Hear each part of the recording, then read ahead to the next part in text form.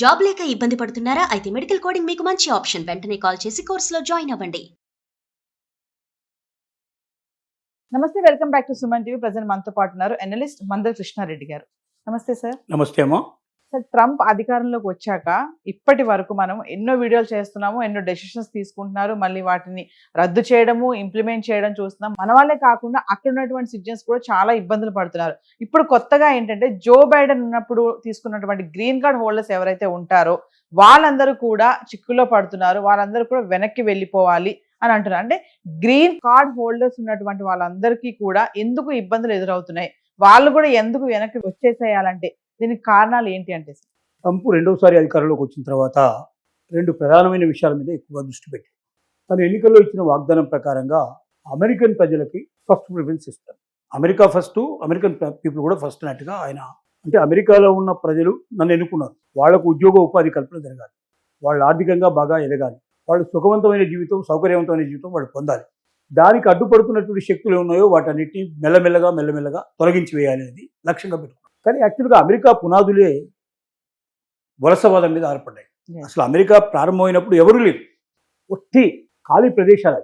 ఎవరికైనా భయంకరమైన శిక్ష వేయాలంటే తీసుకొచ్చి అక్కడ వదిలిపెట్టి వెళ్ళిపోయేవాడు.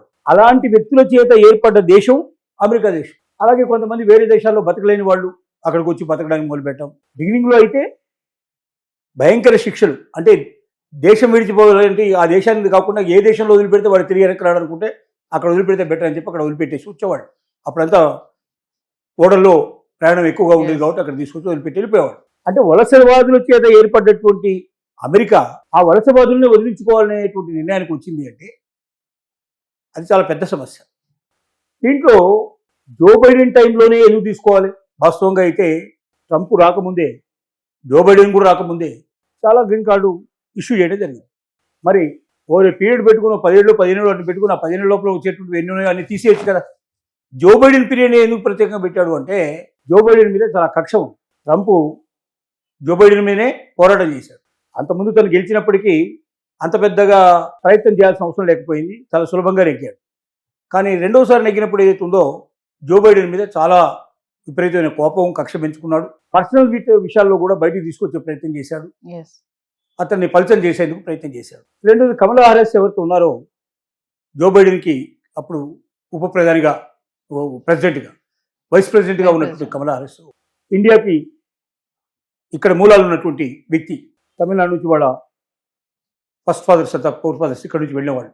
సో ఆవిడ ఎక్కువ వలసవాదాన్ని ప్రోత్సహించిందని, జో బైడెన్ ఆవిడ మాటకు విలువ ఇచ్చాడని, చాలా గ్రీన్ కార్డు విషయాల లోపల ఇన్ఫ్లుయెన్స్ ఉపయోగించి ఎలిజిబిలిటీ సరిగ్గా లేకపోయినప్పటికీ ఎలిజిబిలిటీ కలిగించారు, ఎక్కువ గ్రీన్ కార్డ్స్ ఇష్యూ చేశారు అని ఇలాంటి అపవాదులు కొన్ని తన మనసులో ఏర్పడుతున్నారు. ఒకటి, జో బైడెన్ దెబ్బకొట్టినట్టు అవుతుంది, జో బైడెన్ మరింతగా ప్రజలు అసహించుకున్నట్టుగా చేయాలనేది ఒకటి.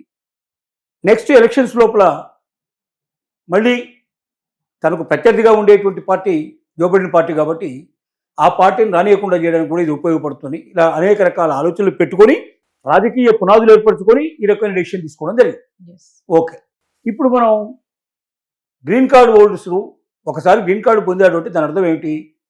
అమెరికా లోపల ఈజ్ అమెరికన్ సిటిజన్ కింద మారిపోయినాడు లెక్క, స్థిరత్వం వచ్చినట్టే. అప్పటిదాకా ఏ దేశం నుంచి వచ్చినా, ఎక్కడి నుంచి వచ్చినా, ఏ ఉద్యోగం చేస్తున్నా ఒక్కసారి గ్రీన్ కార్డు వచ్చింది అంటే అతను అమెరికన్. అతనికి అమెరికాలో మిగతా పౌరులకు ఎంతైతే అధికారం ఉంటుందో, ఏదైతే హక్కులు ఉంటాయో అన్ని వీళ్ళకు కూడా ఉండాలి. మరి 10 ఏళ్ల నుంచి మొదలు పెడితే 40 ఏళ్ల దాకా కొంతమంది వెయిట్ చేసి ఆ గ్రీన్ కార్డు పొందారు. దాన్ని ఒక అపూర్వమైనదిగా భావించుకొని ఏళ్ల తరబడి దశాబ్దాలు ఎదురు చూసి చివరికి కార్డు పొందారు. అలా పొందిన కార్డును కూడా లాగేసుకోవడానికి సిద్ధపడేటువంటి పరిస్థితికి ఇప్పుడు ఒక రకంగా దిగదారుడుతనమే ట్రంప్ చేస్తున్న పని. అయితే దిగదారడం నిజమే, కానీ అన్ని కార్డులు క్యాన్సిల్ చేస్తామంటే ఒప్పుకోరు కదా. కార్డు క్యాన్సిల్ చేయడానికి కూడా ఏదైనా కారణం ఉండాలి. అలా ఏ కార్డు క్యాన్సిల్ చేయాలనే దానికి కొన్ని మౌలికమైన పద్ధతులు ఏర్పరచుకోవడం జరుగుతుంది. దాంట్లో నెంబర్ 1 ఏమిటంటే ఏవైనా అలిగేషన్స్, ఏవైనా కంప్లైంట్స్ ఇప్పుడు కాదు, 20 ఏళ్ళైనా 25 ఏళ్ళైనా అసలు ఆరిజిన్ మొట్టమొదటి ఇండియా నుంచి వచ్చినప్పుడు కానీ, లేకపోతే ఇతర దేశాల నుంచి వచ్చినప్పుడు కానీ, లేక ఆ దేశంలో కూడా ఇతర గురించి ఏదైనా వ్యతిరేకంగా ఉన్నా, లేకపోతే ఏదైనా తప్పులు చేసినా, నేరాలు చేసినా, పొరపాటు చేసినా అవన్నీ తిరగదోడి దాంట్లో ఎక్కడ చిన్న బాధ కనిపించినా, లోపం కనిపించినా, తప్పు కనిపించినా గ్రీన్ కార్డుని క్యాన్సిల్ చేయాలని ఒక నెంబర్ 1 సిద్ధాంతం పెట్టుకున్నారు. దానికి సోషల్ మీడియా వెట్టింగ్. ఎస్. అంటే వెట్టింగ్ ఎవరికి ఇప్పుడు అడుగుతున్నాడు, కొత్తగా ఎవరు అప్లై చేస్తున్నారో వాళ్ళని సోషల్ మీడియా వెట్టింగ్ అడుగుతున్నారని అనుకుంటున్నాం. కానీ అట్లా కాదు. ఈ అనుమానం వచ్చిన వాళ్ళ సోషల్ మీడియా వెట్టింగ్ మొత్తం తీసుకో. అంటే వాళ్ళు ఎప్పుడో ఇండియాలో ఎప్పుడో ఉండిపోయినటువంటి వాళ్ళకి సంబంధించిన లేదా వేరే వాళ్ళ దేశంలో ఉండేటువంటి అక్కడ వాళ్ళు చేసినటువంటి ఇతరులతో చేసినటువంటి సంభాషణలు వ్యవహారాలు ఉన్నాయో వాటిని కూడా లెక్కలోకి తీసుకొని అక్కడెక్కడైనా సరే పొరపాటు తప్పులు దొరుకుతాయని కూడా వెతకడానికి అవకాశం కల్పించారు. అంటే సార్ ఇప్పుడు ఈ H1B ఎవరైతే H1B హోల్డర్స్ ఉన్నారో, వీసా హోల్డర్స్, వాళ్ళని వెనక్కి పంపడానికి గతంలో H1B ఫ్రాడ్ చేసిన వాళ్ళు, మనం ఇన్ఫ్లుయెన్సెస్ కొంతమంది గురించి మాట్లాడుకున్న వీడియోలు చేసాం మనం, ఇన్ఫ్లుయెన్సెస్ చేసినటువంటి పనులు, ఈ ప్రభావం కూడా దీనిపైన పడిందని అనుకోవచ్చు అంటారా? డెఫినెట్ గా ఇప్పుడు కారణం వెతికేవాడికి ఏ దొరికినా చాలు కదా. జెన్యూన్గా ఒకసారి గ్రీన్ కార్డు ఇచ్చేసావు, తప్పులు ఒప్పులే ఉంటే గతంలో జరిగిపోయినాయి, మనకు సంబంధం లేదు. ఇప్పటి నుంచి అమెరికాలో అమెరికన్ సిటిజన్గా అతను కరెక్ట్గా ఉంటున్నాడు, లేదా తప్పులు చేస్తే పొరపాటు చేస్తే శిక్షించాలనుకోవడం వేరే విషయం. ఎలాగైనా గ్రీన్ కార్డు హోల్డర్స్ని తగ్గించాలి, ఇతర దేశాలు వచ్చిన వాళ్ళని తగ్గించేసేయాలి, వీళ్ళంతవరకు ఇక్కడి నుంచి పంపించేసేయాలని భావన ఏర్పరచుకున్నప్పుడు ముఖ్యంగా ఇండియన్స్ మీద ప్రత్యేకంగా దృష్టి సారించినట్టుగా కూడా మనకు అనిపిస్తుంది కొన్ని కారణాలు చూస్తే. అంటే ఇండియా నెంబర్ 1 పొజిషన్కి వచ్చే అవకాశం ఉంది ఎప్పటికైనా, అమెరికా కన్నా మించిపోయే అవకాశం ఉంది. 2047కి మనం నెంబర్ 1 పొజిషన్ రావాలని చెప్పి ఇక్కడ మనం అన్ని ప్లాన్స్ వేసుకొని పథకాల ప్రకారం మనం ముందుకు వెళ్తున్నాం. ఈ సంగతి గ్రహించినట్టుండి అందుకే బహుశా ఒక రకంగా ట్రంప్ ఇండియన్స్ మీద ప్రత్యేకమైన దృష్టి సారించి వీళ్ళని పంపించాలని అనుకుంటున్నాడు అనిపిస్తుంది. కాబట్టి రకరకాల కారణాలు, ఇన్ఫ్లుయెన్సర్స్గా ఇక్కడ నుంచి ఇండియా నుంచి వచ్చిన వాళ్ళు కానీ ఇతర దేశాల నుంచి వచ్చిన వాళ్ళు కానీ తప్పులు చేశారు కాబట్టి ఆ తప్పుల్ని వీళ్ళ మీద కూడా వీళ్ళ దగ్గర కూడా దొరికే అవకాశం ఉంటుంది. వీళ్ళు కూడా అలాంటి వాళ్ళే, వీళ్ళు కూడా ఆ దేశం నుంచి వచ్చారు అని వెతకమని ఈ రకంగా రకరకాల పద్ధతుల్లో వెతుకుదాట జరుగుతుంది.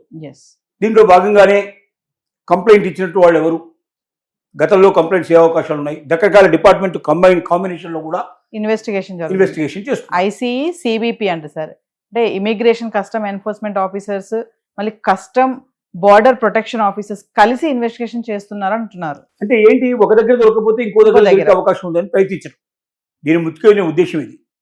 వీళ్ళని గ్రీన్ కార్డు వచ్చిన తర్వాత కూడా అంటే 30-40 ఏళ్ల తర్వాత కూడా కష్టాలకు కన్నీళ్లకు ఓర్చి ఎదురు చూసి చిట్ట చివరి గ్రీన్ కార్డు వచ్చిన సంతోషాన్ని కూడా నిలపకుండా ఎప్పుడో చేసిన గతంలో తప్పులను కూడా దీనికి ముఖ్యంగా బ్యాంక్ స్టేట్మెంట్లను ఎక్కువగా వీళ్ళు ఆసరా తీసుకుంటున్నారు. బ్యాంకులో ఇప్పుడు ఇండియా నుంచి బయలుదేరేటప్పుడు ఏం చేస్తారు, ఎవరి డబ్బులు తీసుకొచ్చి బ్యాంకులో వేసేసి డబ్బులు ఉన్నట్టుగా చూపించి ఆ స్టేట్మెంట్ వాళ్ళకి ఇస్తారు. అది కరెక్టా కాదని ఇప్పుడు చెక్ చేయమంటాడు. బ్యాకప్ కూడా 20-30 ఏళ్ల క్రితం ఎప్పుడో ఇచ్చినటువంటి బ్యాంక్ స్టేట్మెంట్లో డబ్బులు వెంటనే వెనక్కి ఇచ్చేసారా, ఆ డబ్బులు ఉన్నాయా, వాళ్ళ డబ్బులా లేకపోతే ఎవరి డబ్బులు తెచ్చారని వేశారా, ఇవన్నీ చెక్ చేయమంటాడు. ఇలా చేసుకుంటూ పోతే ఒక్క గ్రీన్ కార్డు హోల్డర్ కూడా అక్కడ మిగులుతాడు లేదని డౌటే. ఇలాంటి పరిస్థితులు ఇప్పుడు ఏర్పడ్డాయి. అంటే ఒకప్పుడు గ్రీన్ కార్డ్ అంటే సెటిల్ అయిపోయాం అక్కడ అమెరికన్ సిటిజన్ అనుకునే వాళ్ళు, కానీ ఇప్పుడు ఆ గ్రీన్ కార్డ్ హోల్డర్స్ కి కూడా చెక్ పడిందని అనుకోవచ్చు అంటారు. ఎవ్వరికి అమెరికాలో ఇతర దేశానికి వెళ్ళి స్థిరపడ్డ ఏ వ్యక్తికి కూడా భద్రత లేదు. 100% మేము ఇక్కడే ఉంటాం, మా పిల్లలు ఇక్కడే పుట్టారు, వాళ్ళ జీవితాలు ఇక్కడే సెటిల్ అయిపోయినాయి, మేము కూడా ఇక్కడే సెటిల్ అవుతామని భావించే పరిస్థితి లేదు. ప్రతి ఒక్కరూ అర్జెంట్గా ఉండాల్సిందే, ప్రతి ఒక్కరూ ఏ క్షణంలో ఏం జరగబోతుందో అనేటువంటి ఎదురు చూడాల్సింది. ఎందుకంటే చిన్న తప్పులు పొరపాటు చేయకుండా ఎవరు ఉండరు. మనిషి అంటేనే తప్పులు చేస్తాడు. దాంతో ముఖ్యంగా అమెరికాకు వెళ్ళేవాళ్ళు తప్పులు చేసేవాళ్ళు 98%, 90%, 95% లేనిది క్రియేట్ చేసి పంపించిన వాళ్ళు. ఇక్కడ బాగా డబ్బున్న వాళ్ళు పంపించిన వాళ్ళు 2%, 5% ఉంటారు. మిగతా 95% మిడిల్ క్లాస్ వాళ్ళు వచ్చారు. ఈ మిడిల్ క్లాస్ వాళ్ళంతా ఏం చేశారు, బ్యాంకులో స్టేట్మెంట్ క్రియేట్ చేయడం కానీ, లేకపోతే ఇక్కడ ఏదో ఆస్తులు ఉన్నట్టుగా కొన్ని చూపించడం కానీ, తను ఆల్రెడీ ఇక్కడ సెటిల్ అయి ఉన్నాం, మేము మాకు అమెరికాలో ఉండాల్సిన అవసరం లేదు, ఊరికే చదువుకొని వచ్చేస్తాం అని అట్లా చెప్పి వచ్చిన వాళ్ళు ఎక్కువ మంది ఉన్నారు.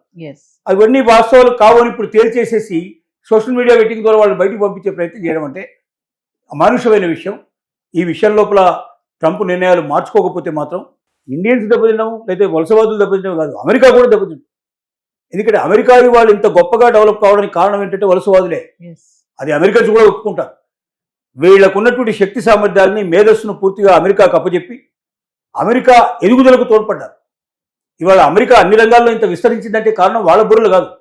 దానికి కారణం ఏంటంటే మనం ఇప్పుడున్నటువంటి గొప్ప గొప్ప కంపెనీలు అనుకున్నట్టు కంపెనీలకు సీఈఓలు అందరూ కూడా హెడ్ ఆఫ్ ది డిపార్ట్మెంట్స్ అంతా కూడా ఇండియా నుంచి వచ్చిన వాళ్ళు. అంటే ఇతర దేశాల నుంచి వచ్చిన వాళ్ళ యొక్క మేధస్సును ఉపయోగించుకొని మీ కంపెనీలు ఎదిగాయి. కంపెనీలు ఎదిగాయంటే అమెరికా ఎదిగింది. దేశం అభివృద్ధి అయిపోయి అంతా అయిపోయింది, ఇప్పుడు పుష్కలంగా ఉంది, మనకు నెంబర్ 1 పొజిషన్లో ఉన్నాం, ఇప్పుడు వీళ్ళందరినీ తొలగించుకుందాం అని చెప్పి ప్రయత్నించడం అనేది చాలా అమానుషమైన విషయం.